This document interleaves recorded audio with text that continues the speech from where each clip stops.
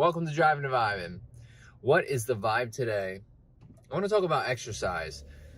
I want to talk about getting exercise, getting moving, the benefits, tips, tricks, some exercises that you can do right from home, right from your computer desk. If you're a gamer, I think it's very important. I don't think it's very important. I know it's very important. Exercise is important for overall health and improving gaming performance. And what aspects of overall health can exercise improve upon? I'm glad you asked. Your exercise will help boost mood and mindset, right? And it will help with improved reaction time, cognitive ability, your ability to think quicker, faster, more efficient, make better decisions. What else will it do? You'll just feel better overall, so which will put you in a good mood in itself. Exercise is very powerful for overall health and wellness, and there's lots of talk about how much exercise you need and how much you should be getting every week and every day and this and that. And I have to say that it is important to get the recommended exercise, which is like 150 minutes of moderate exercise, which is just walking or more.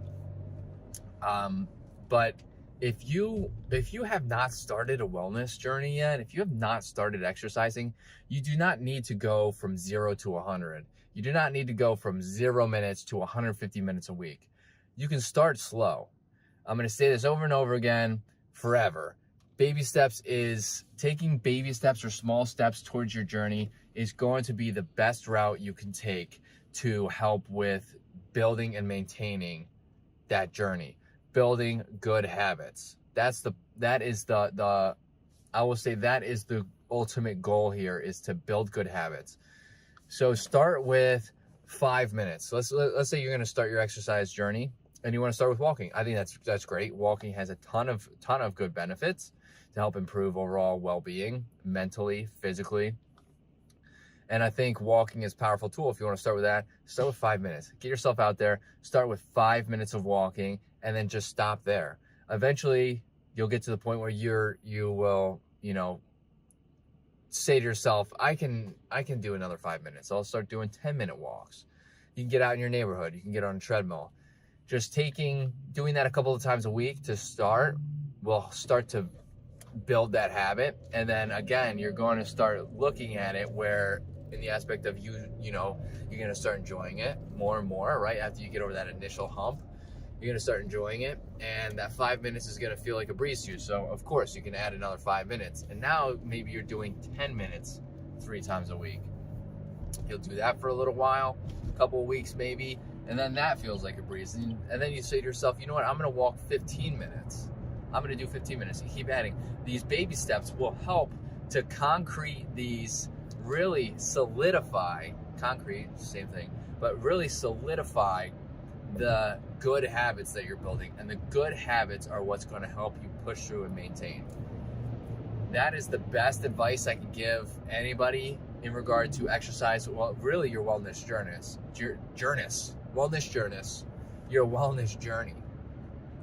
When I started my exercise journey, I will say, so let's backtrack for a second. I tried starting working out and starting my exercise, my fitness journey, my wellness journey several times before it stuck.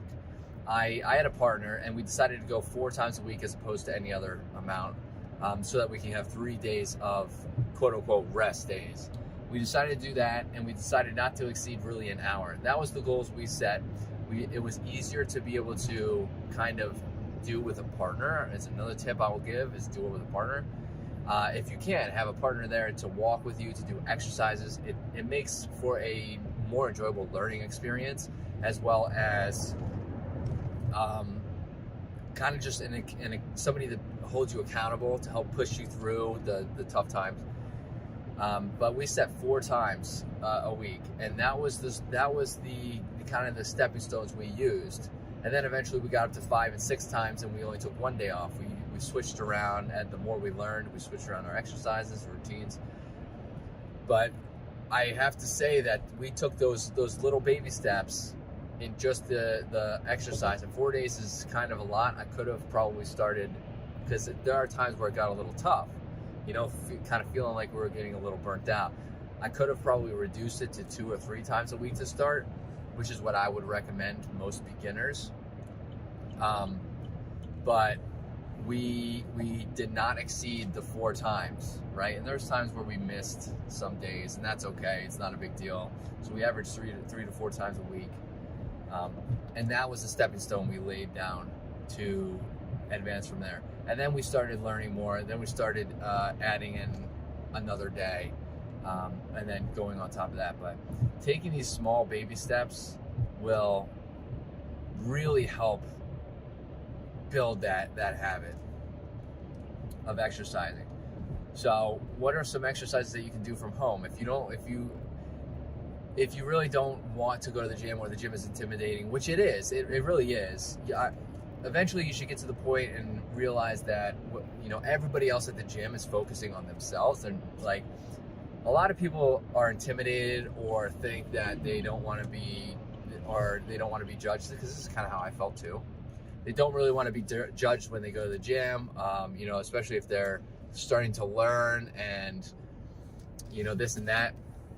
And I have to say that 99% of the people at the gym are not judging you. Nobody really, everybody's there for the same reasons. So nobody really cares like what you're doing, you know, unless you're doing something that is kind of like outrageous, then is purposely attention grabbing, or something that is very dangerous. That's probably something that's going to grab people's attention. But most people mind their own business. They do their workouts and they get out. That's kind of how that is. But it's a normal feeling to be intimidated going to the gym.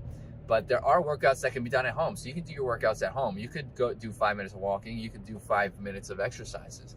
Some exercises you can do that are very easy are push-ups. Push-ups will help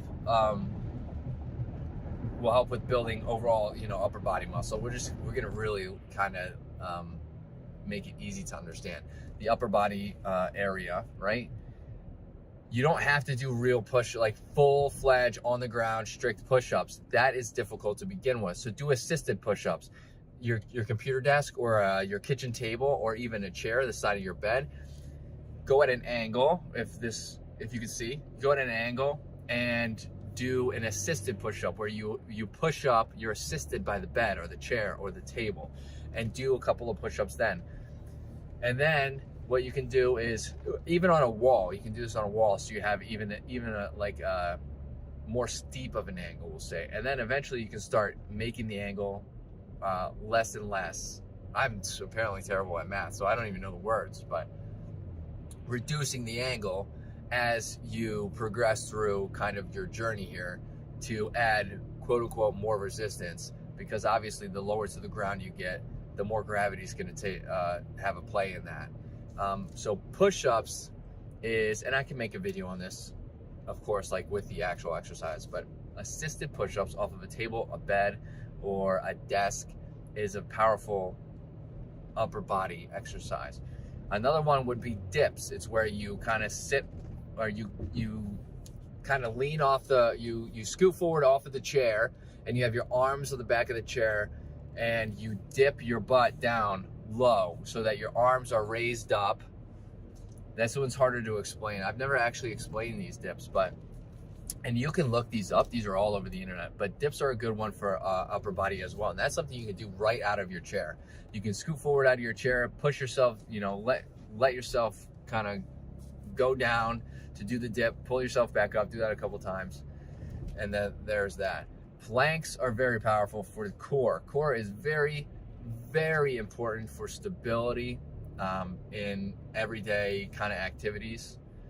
And planks would be a good one. So you can do a plank. That's kind of where you just get down on your hands and knees, and you make a 90 with your elbows, and you hold for, I would literally say 5 to 10 seconds, and then be done.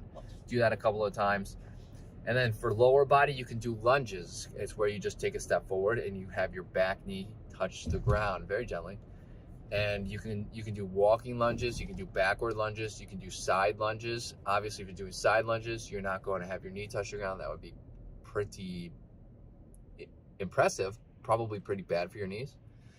So there's lunges would be good exercise that you could do as well. So because I'm running out of time, I only briefed over a couple of exercises. So if you I'll make another video on more, but if you have any requests, and look up these exercises, they're all over the internet. But if you have any requests on exercises, or kind of a routine that you can do, by all means, reach out. I would love to help you out.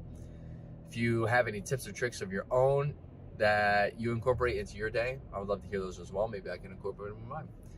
Hit that subscribe button and like button if you like what you hear for future content and to help out the channel. And I hope to see everybody in the next video. Later, dreamers.